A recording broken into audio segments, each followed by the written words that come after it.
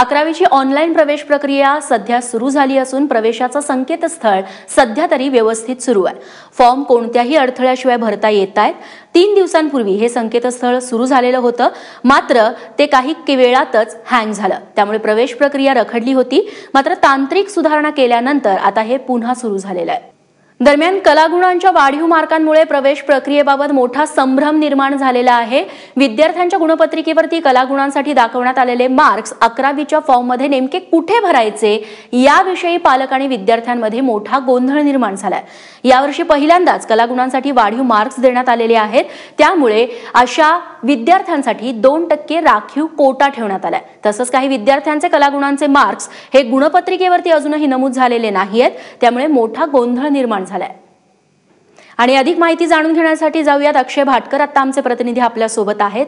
अक्षय, आधी हँगिंगचा प्रॉब्लेम होता, तो सॉल्व्ह झाला, आता रँकिंगचा प्रॉब्लेम होतोय, कलागुणांचे गुण आहेत ते दाखवण्यामध्ये संभ्रम निर्माण होतोय, काय तपशील मिळतात? नक्कीच हा जो प्रॉब्लेम आहे तो यावर्षी पहिल्यांदा तयार झालेला आहे, कारण की यावर्षीच ही नवीन पद्धत लागू करण्यात आली होती। सुरुवातीला जो हँग साईट जी होत होती त्या हँगचा प्रॉब्लेम होता साईटचा। तर आता मी अमोरकर विद्यालय या शाळेमध्ये आहे आणि आपण आता छोटंसं एक प्रात्यक्षिकच करणार आहोत की नेमकी ही साईट सुरू आहे की नाही आज। आणि गेले 3 दिवस विद्यार्थ्यांना खूप मोठ्या प्रमाणात ही साईट या साईटवर जाऊन ते लॉग इन करता येत नव्हतं, साईट ओपन होत नव्हती। आता माझ्याबरोबर काही विद्यार्थी देखील आहेत, आपण थेट हे प्रात्यक्षिकच आता करणार आहोत।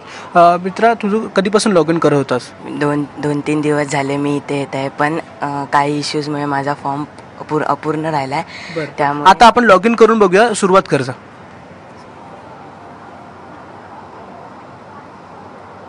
आपण सध्या लॉग इन करायचा प्रयत्न करतोय। गुगलवर जाऊन मुंबई युनिव्हर्सिटी हे टाकल्याच्या नंतर वेबसाईट जी आहे ती ओपन होते दरवेळी। तोपर्यंत आपण तिकडे जर बघितलं तर हा मुलगा या ठिकाणी हा जो मुलगा तो या ठिकाणी फॉर्म भरतोय।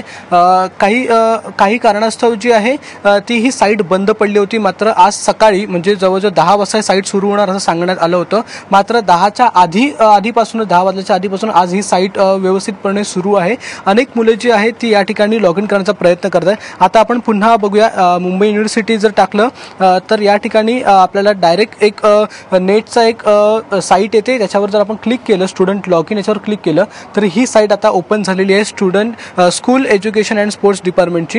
आणि त्याच्यामध्ये आपल्याला लॉग इन करावं लागतं। सुरुवातीला जी आहे ती ही साईटच ओपन होत नव्हती, त्याच्यामुळे खूप मोठा गोंधळ निर्माण झाला होता। मुलांना लॉग इन करता येत नव्हतं, फॉर्म भरता येत नव्हता। आता ह्या मुलाने लॉग इन केलं या ठिकाणी, आणि लॉग इन केल्याच्या नंतर ताबडतोब संपूर्ण फॉर्म जो आहे तो या ठिकाणी त्याचा निर्माण झालेला आहे। त्याने आधीच लॉग इन करून ठेवलं होतं, त्याच्यामुळे एक स्टेप तो पुढे आहे। सध्या आपण बघतो ही साईट आता लोड होते। लोड झाल्याच्यानंतर संपूर्ण व्यवस्थित साईट सध्या चालू आहे। याचा स्पीड जो आहे तो देखील व्यवस्थित मेंटेन केला गेलेला आहे।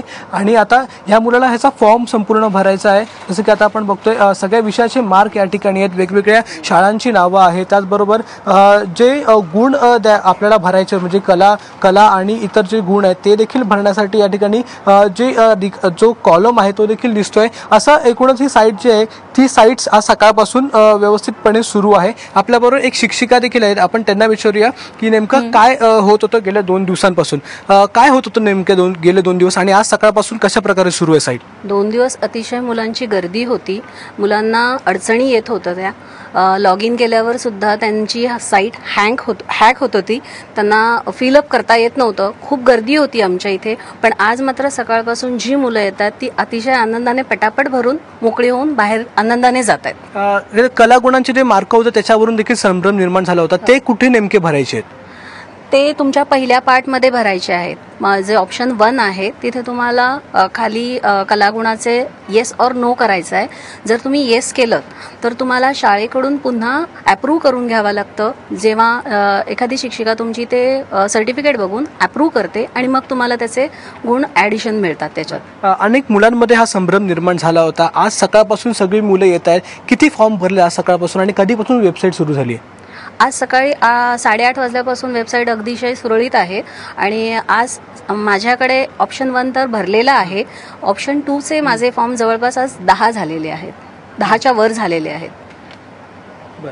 आता आपण हे जे कलागुणांचे मार्क होते ते दुसरीकडेच कुठे जात होते, तर आता आपण त्याचं प्रॅक्टिस करूया का? नेमकं कुठे भरतं ते आमच्या जरा प्रेक्षकांना सांगा। अच्छा, यांच्याकडे सध्या कोणी त्या कलागुणाच्या मार्कासाठी, पण आपण इकडे दाखवू शकतो का की नेमकं कुठे भरायचं आहे वगैरे, किंवा या पीसीवर कुठे?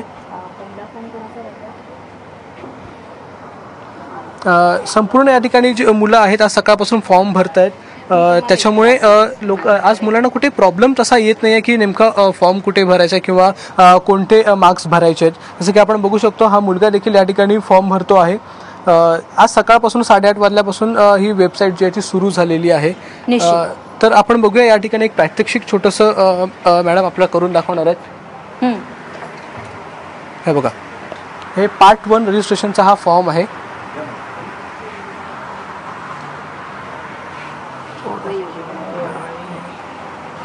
हा पार्ट 1चा रजिस्ट्रेशन फॉर्म या ठिकाणी मॅडम भरून दाखवतात आपल्याला. हा पार्ट 1चा रजिस्ट्रेशन आहे, जिथे इथे तुम्हाला खाली ऑप्शन्स आहेत. हे इथे स्पोर्ट्स कॅटेगरीचे आहेत, आर्ट आणि कल्चरल ॲक्टिव्हिटी कॅटेगरीचे आहेत. ह्यांना जर तुम्ही येस केलं तर तुम्हाला शाळेकडून व्हेरिफिकेशन करून घ्यावं लागतं तुमचं सर्टिफिकेट दाखवून, आणि तेव्हा सर्टिफिकेट करून घेतलं जाईल तेव्हा तुमची प्रोसेस पुन्हा चालू होईल पुढची. ओके, म्हणजे या ठिकाणी हा फॉर्म भरायचा आहे? हो, या ठिकाणी जो पहिला ऑप्शन आहे तिथे ठिकाणी तुम्हाला इथे स्पोर्ट्स कॅटेगरीचा आणि कल्चरल आणि आर्ट कॅटेगरीचं येसवर क्लिक करायचं आहे.